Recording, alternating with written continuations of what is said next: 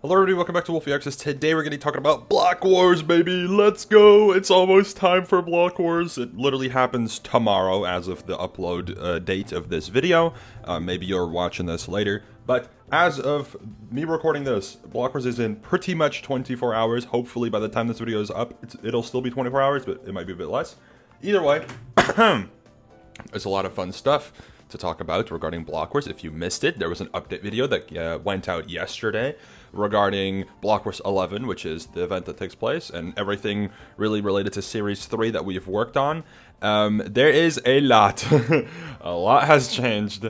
I think we may have already been hinting towards it a little bit for the past month, 2 or so. I don't know. But either way, every game has received changes. There's a new hub, there's other new stuff, obviously new branding, new team names, new whatever. Everything has been changed, essentially, for the most part. And it feels great to finally be able to see things come into life and see things you know, in action, hopefully obviously soon, and seeing the public response. Obviously there's going to be people who are going to be little negative Nancy's, but for the most part it's been very positively received, so thank you all for that. Either way, before we get into it, I'm going to do my last MCC Rising application review, quote-unquote, stream today. So if you want to tune in, I'll be live probably by the time this video is up. Either way, yeah. So the update video went as follows. I'm not going to use audio, and also please go watch the update video if you have missed it, but I'm going to recap it here. It goes over rebrand, it goes over the team stuff. It goes over new mascot, goes over the hub, there's a spectator menu has been updated, and then there's a point multiplier, which has been a pretty big topic at hand. Point multiplier has been changed. And I saw a lot of discourse surrounding this change over on the Reddit, and also in like the community, just in Discord, etc. And I'm not surprised that people are obviously not the biggest fan of this multiplier system. Every event kinda is using the same system. It feels like the standard, so a change like this is very out of the ordinary. However, the reason we did it is because it makes the event just a bit more fair, I'd say, across the board. A lot of people were saying, like, well, if a team is doing bad early in the event, then they can't catch up near the end anymore. But vice versa, if a team is doing well at the beginning and then bad at the end, why would they have to be punished for their early games being good, getting like no points in comparison? And there was actually an image that our staff member, Tommy333 made this image, if I can find it real quick, regarding the point change and how percentage-wise the scoring actually works out. For the math nerds is the image. It's a little small, so I'll zoom in. This is the the scores, point multipliers compared to each other. As you can see, Game 1 and 2 previously were only worth 7% of the total score, and then it ramps up gradually, etc., etc., etc. I think that's BS, you know? I personally, because I'm also responsible mostly for this point multiplier change, think that's dumb. If someone does really well in Game 1, the conclusion usually is, oh, well, it doesn't matter. And that still applies. that is still the case here. Sorry, what am I saying? That is no longer the case here, because instead of only being worth 7% of your score, it's now 10.5. How big of a change is that? Not that big of a change, but realistically speaking, it'll make things a bit more fair across the board. And there is still that comeback potential near the end. A lot of people were saying, well, now it's impossible to get to come back at the end. What if blah blah blah, whatever. Look at the game 8.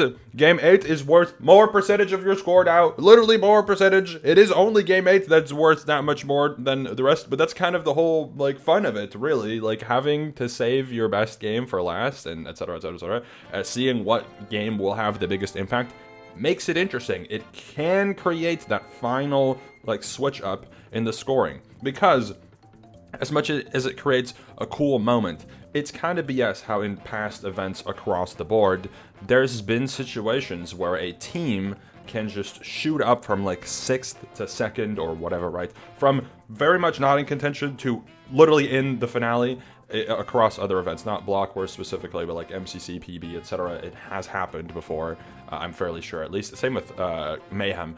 Like, having a team just randomly pop off near the end and then suddenly be in contention, yes, it's really cool for that team to be able to do that. Yes, it's cool for their audience. Imagine being the team that gets knocked down from 2nd to 3rd, being like, well, I did really good across the entire event, but at the end, I didn't do super hot. Oh, I got 3rd. Wow, sick. Cool. Thanks, multiplier. Like, happens all the time. Obviously, with PB, I've had it happen an absolute crap ton of times. And I just think that this new multiplier could work. People are concerned, and I'm not in disagreement that it might not be a great approach. We'll see. It was tested, and in testing, it went well. Not saying that it went astronomically better than the past multiplier. It went well. So I think it's good. We'll see. I mean, we'll have to wait and see. I saw some people talk about, like, well, in blockwars, you can't really come back either way because point diff, we've attempted to make it as similar as possible between every game. It's just that one game may result in, like, the first place team getting 2,000 points and the last place team getting 1,000 points, as opposed to like 1,500 and 500. Yes, those numbers look like it's worse, but it's the same difference-ish. It's attempted. It is hard because you also need to factor in team balancing, etc., and that's not easy. But it should be better. We'll see, though. We'll have to wait and see. Also, I forgot to talk about this, but tomorrow, obviously, the event is at 2 p.m. Eastern Time, which is 7 p.m. UK time, which is 8 p.m. Dutch time and other EU times, and I don't even know the other time zones. These are the teams in front of you. This is an exclusive showcase. Maybe by the time that this video is up, it'll already be posted on Twitter. But this is what the players get sent as their team announcements. By the way, hold on, not the Reddit. The Patreons will already know this because I already sent this to them, the old version when Michaela was still on Orange. Being like, hey guys, this is what the players get to see, by the way. Pretty cool, right? It's a pretty cool little image for team reveals. And it has a multi-purpose use. We posted on Twitter too, I think. Maybe it's already on there, but otherwise it's going to go out at whatever the event time is, but the day before. So it's a 24-hour reminder ping. Anyways, enough about the intro and whatever, blah, blah, blah. Let's get over to the games, because there is game stuff. Blitz Hunt gets mentioned first because it is the, I think, third least update. Well, actually, no, it has received a good amount of updates. However, what Blitz Hunt has received, and let me just go over to the Blitz Hunt game explanation, is a batch of new rooms, which I'll try to spot one. This is the new middle room. There's probably some ones that have been showcased. This is a new one. And there's probably more of them if we really wanted to look through. I don't remember, but there's new ones. There's definitely new ones in there. A lot of new ones, and also most significantly, a new item has been added, which is the sonar. And the sonar, what it does is it's kind of a bit of an assistance for hunters to try to find people if they're struggling to find people. And you'll probably see it in action here. They have like an ender eye, you right click it, and then boom, it tells you like there is one player near you. Does it tell you where the player is? No. So like, yes, it could be really helpful. Yeah, maybe you'll, because you click it and it says there's 3 people nearby, you'll be like, oh, let me look around a bit further. But I think after, like, in reality, I don't think the sonar will have massive impact on the game. I think it'll just be a nice little bonus thing to have as a hunter, just in case you want to try to use it. Otherwise, I don't think it'll matter. But it's a fun little thing, and we'll see how it plays out. I don't really know. I don't remember how it was received in testing. I didn't hear any massive major complaints about it, as far as I could remember, so pretty good. Next up, the game that was talked about was Extraction. This is a new Extraction map made by yours truly, Dynamite Donut. Not me, not me this time. Usually I make them. This one on screen right now, and this one too. was me and Misty, but usually, yeah, usually it's us. But Donut made a new map, which is called Shootout. It is very different in layout, obviously, as you can see. It's very vertical. There's a lot more verticality to it, but it's like more vertical across the map. Like there is, it's like a ring around the edge where most of the combat is, but then the middle area is like very vulnerable. But that is where the extraction part is. So I'm very curious to see how this will play out. But extraction, just a new map, nothing new gameplay related in terms of changes yet. But soon you'll maybe see some extraction stuff. Next up is Order Up. Order Up is probably one of the most significant updates in this event, besides the new games. I'd say is actually, I would argue that Order Up is probably the most significant updated game besides the new games in this event, and that's including the game that got a new name. So we'll get to that in a bit. But Order Up has been overhauled, I'd honestly say. A bunch of aspects of Order Up have been entirely changed. For example, the kitchen and farm area are now in the same area. The delivery area is now a one-way delivery instead of a two-way. You don't have to run back upon delivering, which is massive. It makes it very efficient. The gold order has been removed and been replaced by a rush order, which is a system that's based on like time and efficiency rather than just, hey, we should go for path 1 because it's worth more points all the time. Like it's something that appears a bit more sporadically. Aside from that, upgrades have been changed a lot too. The gathering areas are not just all like a little circle like this from before, not just like that, which was, it looks alright, but like not great. This way nicer. Big up Dynamite Donut, looks way better. Yeah, upgrade table has been changed. You have, that's just normal explanation. Instead of a boss, you now you now use your ingredients for a composter, which essentially just means, hey, we've added a new purpose to an existing element of gameplay instead of having an entirely different element of gameplay that doesn't really fit. We've just decided, what if ingredients aren't just used for making things, you can also sacrifice them for more efficiency, which is also very good because something that was very common in the past, and I don't know if that's still a thing, is that people would just be harvesting, and they'd eventually end up clogging their resources. So now some of the spare resources that you haven't used yet, or probably don't want to use or don't think you'll need them, or just ones that are very easy to get, and you'll just get them in abundance and just try to use them for upgrades. There's more purpose. There's more use for them. It's good. I like it. And yeah, upgrades have been changed too. There is now like almost none, but like they're all much more useful than the ones in the past. Speed upgrades have been buffed a lot. Looting, or there's a looting upgrade which just doubles your output, I'm pretty sure. Same with the individual ones. Crop output, there's a hoe for that just doubles your output. Elytra is like really good for movement. Like it's just way more significant. All these upgrades have a proper purpose, and additionally, the purchase smoker thing is now a thing. The purchase what's it called? Purchase furnace was a thing before, and now it's just purchase smoker. So you get an automatic smoker from buying the upgrade, which makes it very useful. Also, another thing that's been added to Order Up is overtime, which just means that the game length overall has been shortened down, and there's a 30 extra seconds for people to deliver orders if they had some spare ones to deliver. Next up, that's Order Up. Order Up, big changes, but I'm very happy with it. I know Order Up was a game that was a little up in the air for a lot of people in the past, and I think it's been very, very significantly improved, which I'm a big fan of. Very happy with that. Battle has a new map and has been slightly adjusted. Why is the playlist gone? Oh, the playlist is here now. Okay, let me grab Battle. Battle has received a new map, which is called Operation Norfolk. I don't remember exactly how to pronounce it, but it's from the UK. Dynamite Donut built the map. He named it, and it's UK based. I don't think it's based on anything specifically from the UK, but UK name. Yeah, kits have been categorized now in support, damage, and utility, which makes it a bit easier for people to grasp how kits may be, or what type of kits you maybe want to use. because before they were kind of just all randomly scattered throughout, and now they're categorized. It makes it a bit easier.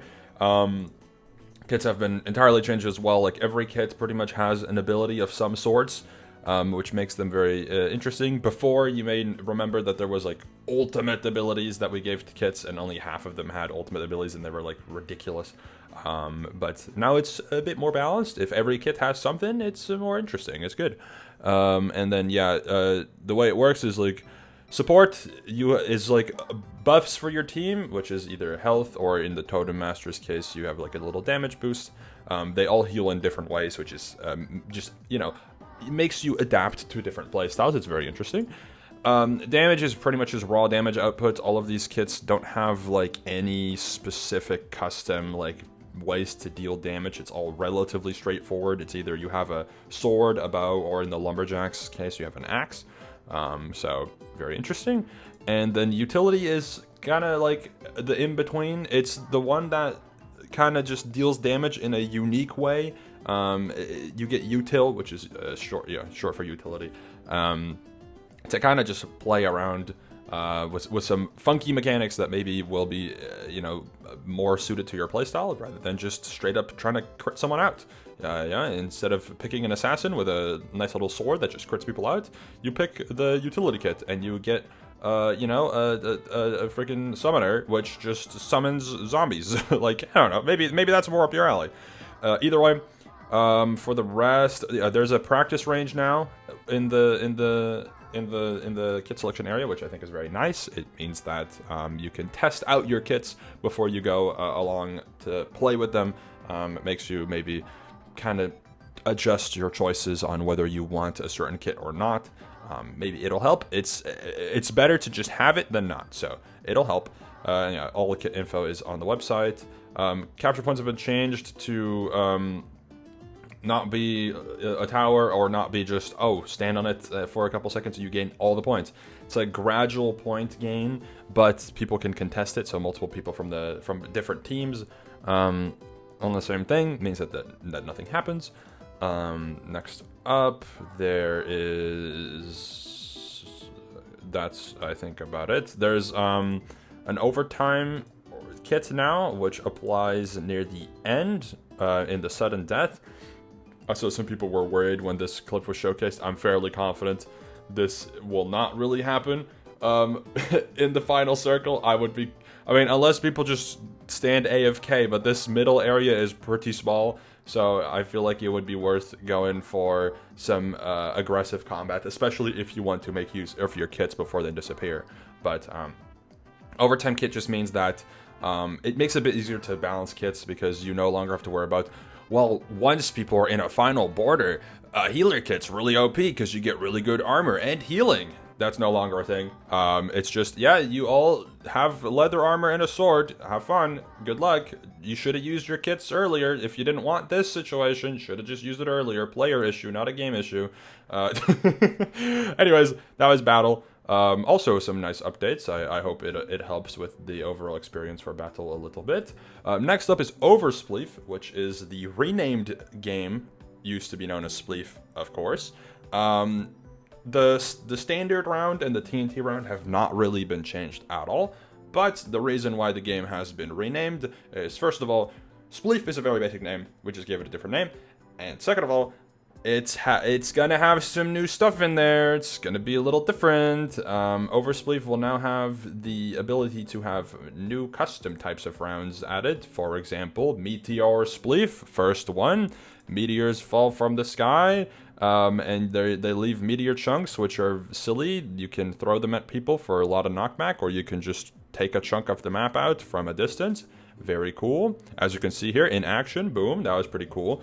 I don't know. I'm really excited for this because I love Spleef, and it's just been made a little bit different and more unique, and that's cool. Also, I didn't think the TNT run round was that interesting, so I'm happy to see it be replaced by something that looks really fun. So I'm excited for that too. So that's Overspleef, which is, like I said, renamed. Race has a new map made by Obi. It's called Mariana. Race has a new scoring change, which is the overtake bonus.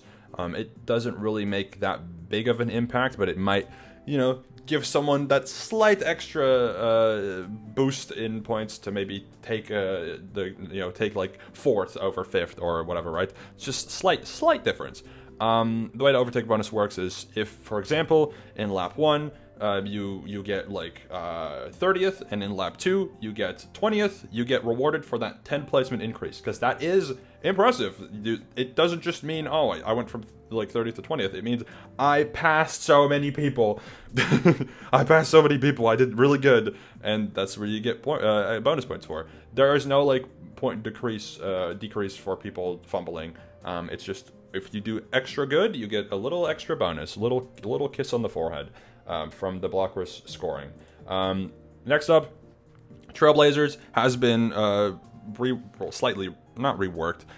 It has it has been slightly revamped to no longer be confusing. Hopefully, it's not a lot less confusing because now all of the levels are in one hub, and you just hop in the portal and you play immediately. It's not like, oh, let's go to the parkour hub first, and then we go to the parkour level 1. Like, who knows how that works? Let's just jump straight into a portal and you get launched immediately. It's just more compact. There's less travel time, I'd say, between places. It's just nice. I like it. There's gold courses, which I don't fully understand because it wasn't my department for the most part. But it's like a nice little bonus guidance level, and it'll, I think, display what difficulty it's trying to emulate. I don't know for sure. And you'll get bonus points. So it's like, there's an easy level gold course coming up. Well, you get extra points for the easy level compared to, I think, what it usually is, or something along those lines. I don't actually know if that's true. That might just not be true at all. And then hop in. If you like easy level, do it, and you get bonus points. Yippee. Time trials also has a little leaderboard above each level now. It gives you a little point bonus. It's very nice. A nice little incentive to do extra good. You like to see it. Next up, I think, is the big times new games. There you go. Tomb Titans, a new game. This game, just watch the explanation video, please. I'm not gonna go explain everything, but it's a game that's been in the works for a while, and as you can see from the maps, very well built maps, very nice. This is a cool little map as well. It's a different map type, but still like it. But yeah, it's a dungeon crawler. You better crawl that dungeon pretty good. There's a lot of fun little stuff in here, and it'll only get better over time. This is only rendition number 1. Keep that in mind. Not the absolute final version of the game. There's more things coming at some point in the future. And then next up, new finale game. Surprise, surprise. I bet you all thought that it was going to be the friggin' Turf Wars. I still don't think Turf Wars is as bad as people made it seem, but I bet you thought it was Turf Wars. It's not. I bet you thought it maybe would be Bridges again. It's not. It's Shockwave. I forgot the name. Shockwave, which is a game based on freeze tag combat. If you don't know what freeze tag combat is, you may be familiar with Meltdown from MCC. It is similar. Not similar. Meltdown is also freeze tag combat, but thankfully it was not the inspiration we took, because then if we said, based on Meltdown from MCC, it would be a little silly, you know? No, we inspired by Freeze Tag, and also by CSGO, Counter-Strike Global Offensive, or Valorant. It's relatively similar. The maps are mostly inspired by CSGO, which is very nice. But I think this game is really interesting. It is, I think, the first finale game in this type of Minecraft event setting that actually gives an advantage to the team that gets first in points, because you get to pick your side, either attack or defense. And yeah, highly recommend watching this game explanation video, also because we like extra views. But yeah, this game I'm excited for as well. I don't know if I'll ever make it to the finale again, but hopefully I do, because I'm excited for this. This would be really fun to play with like a sleepy team. I'm not gonna lie, I'm just saying. If I somehow can manage to get Sleepy and Rain in a finale game in Block Wars, this would be really fun to play with them, I think. So I might next time if we team, I might try a little extra harder. Anyways, that's all the updates for Block Wars for the most part. I mean, there's more small details, but I'm not gonna bore you with all that, because I'm sure you don't really care. However, yeah, a lot of work has gone into this event, and I'm super happy with what we have made. Obviously, with this event, the results are great, and I'm super proud of the staff team and everyone involved and the testers, etc., for getting everything together and getting it to this state in a pretty small amount of time. Like, yeah, there's definitely, we started working on this last year near the end, but it's still, you know, it's still pretty impressive, I'd say, the amount of progress we've made in that amount of time. Very cool. Anyways, thank you all for watching. I'll see you all later, hopefully on stream. And thank you all for watching. Goodbye.